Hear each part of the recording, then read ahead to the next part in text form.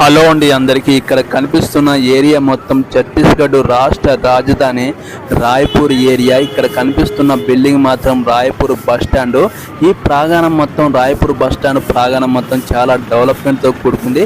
ఇక్కడికి వచ్చే బస్సులు కూడా ఇతర రాష్ట్రాల నుంచి రావడం జరుగుతుంది. చూశారు కదా ఈ రాయ్పూర్ ఏరియా ప్రాంగణం బస్ స్టాండ్ ఎంత పెద్దదిగా కనిపిస్తుందో.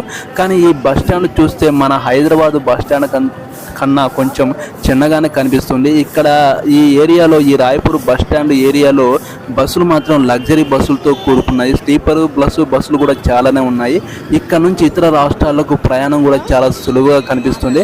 మన హైదరాబాద్ నుంచి కూడా ఇక్కడికి బస్సులు కూడా చాలా అవైలబుల్ ఉన్నాయి. ఇక్కడ నుంచి మహారాష్ట్ర, మధ్యప్రదేశ్ అన్ని రాష్ట్రాలకు వెళ్ళడం కూడా సులువుగా ఉంటుంది.